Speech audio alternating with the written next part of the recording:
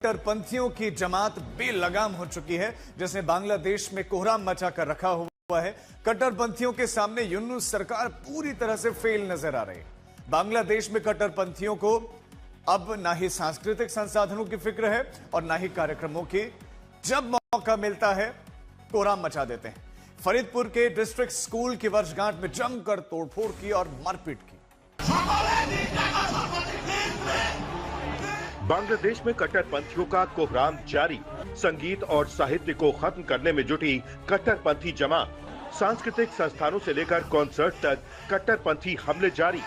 शेख हसीना सरकार के तख्ता पलट के बाद से बांग्लादेश में कट्टरपंथियों की जमात बेकाबू होती जा रही है।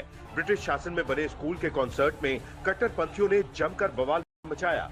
कॉन्सर्ट में घुसने के बाद जमकर ईंट पत्थर चलाए और कुर्सियों को तोड़ डाला। फरीदपुर के डिस्ट्रिक्ट स्कूल में रॉक स्टार जेम्स का कॉन्सर्ट होने वाला था और रॉक स्टार जेम्स के पहुंचने से पहले ही कट्टरपंथियों ने जमकर तोड़फोड़ की और स्टेज पर कब्जा करने की भी कोशिश की।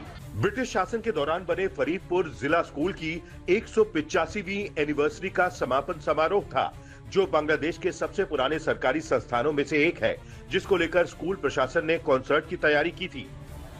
तोड़फोड़ और बवाल के बाद कॉन्सर्ट को रद्द करना पड़ा।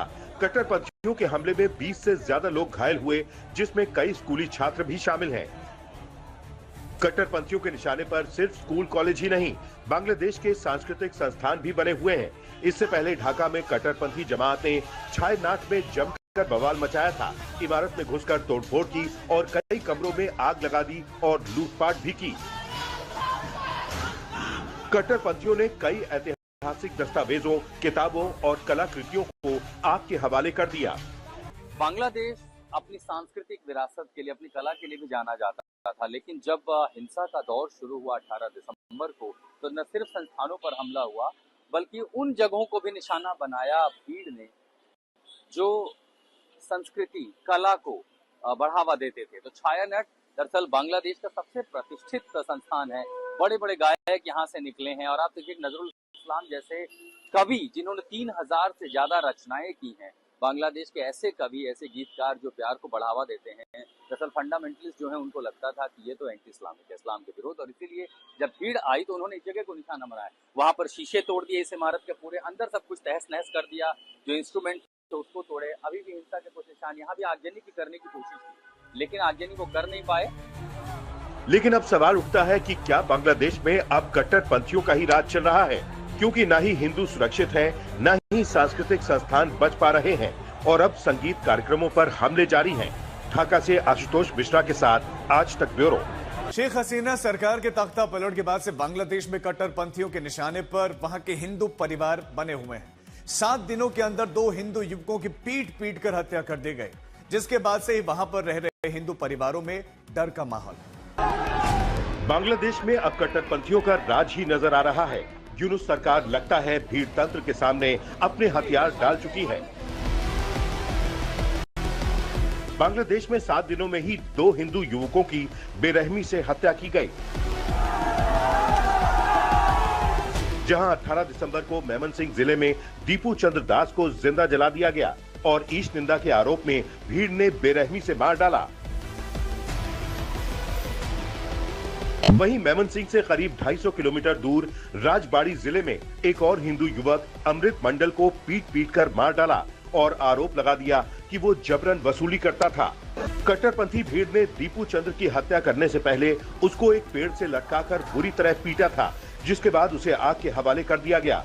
ये पायनियर नेटवर्क्स है। हम इस समय मेमनसिंह में हैं और ये बालूका का इलाका है। सबसे वोलेटाइल और हार्ड लाइनर्स का गढ़ है जहां मैं पहुंचा हूं, और यहीं पर वो तस्वीरें आपने देखी थी जहां पर दीपू दास काम करता था। भीड़ निकलती है, दरवाजा खींचते, उसको बाहर निकाला जाता है।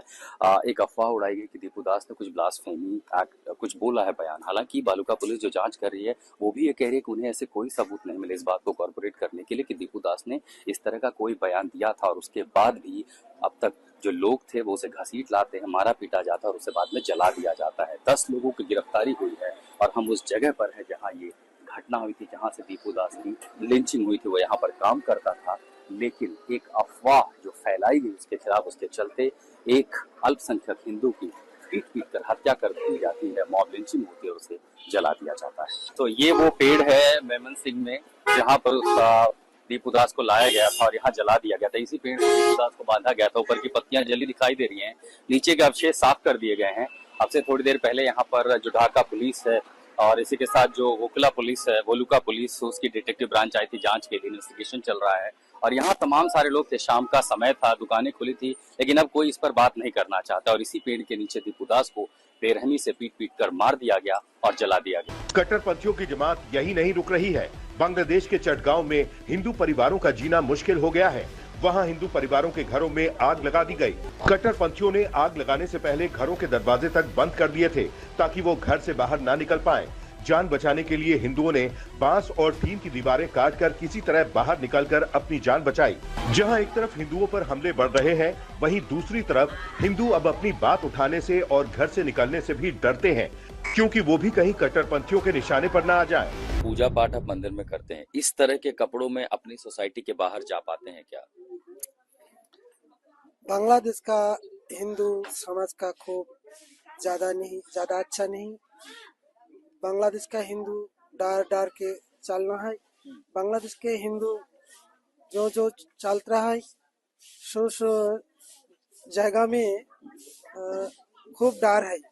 आपके जो समाज की लड़कियां हैं, हिंदू यहाँ पर महिलाएं हैं जो बाहर जाती हैं, उनको लेके अब फिक्र पहले ज्यादा होती थी, अब ज्यादा होती है? पहले भी थी, अभी और ज्यादा है, क्योंकि हम लोग थोड़े आगे के अगर घटना देखें तो हमारे जो सनातन संप्रदाय का जो महिला या फिर जो हमारी बहन है, उन लोगों को अपहरण किया जा रहा है, धर्षण किया जा रहा है। बांग्लादेश में हिंदुओं के खिलाफ बढ़ते अपराधों पर यूनुस सरकार कोई भी सख्त कदम नहीं उठा रही है, जिसको लेकर अब सवाल उठ रहा है कि क्या बांग्लादेश में सिर्फ भीड़ तंत्र ही बचा है। ढाका से आशुतोष मिश्रा के साथ आज तक ब्यूरो।